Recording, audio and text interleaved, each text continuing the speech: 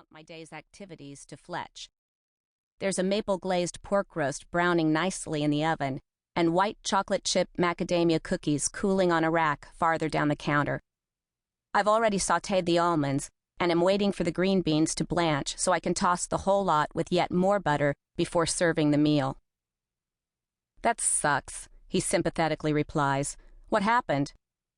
"Well, I waited on the corner for a cab for, 20 minutes and none came, so I jumped on the Western Avenue bus to take it to the Blue Line.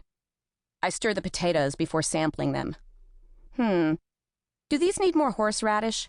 Taste." I attempt to walk over to Fletch, but our dogs, Maisie and Loki, attracted by all the delicious smells wafting from the kitchen, have firmly stationed their combined 165 pounds of bulk directly in my path. "Move!" I bark. They back up about an inch and plant themselves again. They know very well that in 15 minutes I'll be feeding them bites of pork roast off my fork, and thus are going nowhere. I continue. A couple of stops after I got on, this hippie girl boards with a stroller, and the first thing I think is, "Oh, honey, you are a baby. You can't have a baby." Anyway, instead of standing in the area meant for strollers up front, she moves toward me. I get up, ostensibly so she can take my seat, walk to the very back, and sit down. I taste the potatoes again. "You know what these need?" "Wine." "Wine?" "Yes. I mean in a glass, for me to drink. Pour me some? I can't get around these idiots."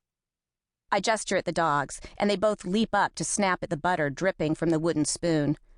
I'd say these are the most lazy, self-indulgent creatures on the planet, but that would discount my rotten cats, who keep hopping onto the counter and trying to grab the spoon with their paws. Listen up, creatures. If anyone's licking this butter, it's going to be me. Fletch grabs some of Trader Joe's finest $5 Pinot Grigio for me and a bottle of water for himself. He pauses before selecting a glass from the cabinet over the coffee maker. Every shelf is packed with flutes, tulips, goblets, martini glasses, and rocks tumblers. We've got the proper vessels for ports and sherries and Rhine wines and cognac.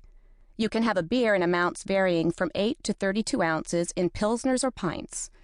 Some glasses have obscenely long stems, some have no stems at all, and some have delicate flowers etched in thin crystal. The thing is, they're completely unnecessary. We have something like 3 friends who will brave our dog's enthusiastic expressions of affection. Sure, it's funny to hear stories about how our pit bull, Maisie the love monster, can leap 4 feet in an attempt to kiss visitors, only to split lips and blacken eyes, but it's less charming when it's your head that's bleeding. Our shepherd, Loki, stands more than 5 feet tall on his talon-tipped hind legs and has a penchant for salad tossing, so his greetings are less than desirable too. Please consult urbandictionary.com if you don't know what this means. I'm not explaining it. And since only 2 of the 3 people still willing to enter our home actually drink, our stash of beverage containers is a tad overwhelming. I have no idea where they all came from, and am equally dismayed that, despite intentional carelessness, none ever seem to break. I can't bring myself to get rid of perfectly good stemware, so we live with them hogging up an entire set of cabinets.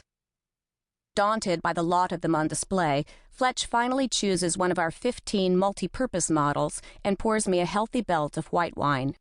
"Here you go." "Thanks." I take a quick sip to wet my throat.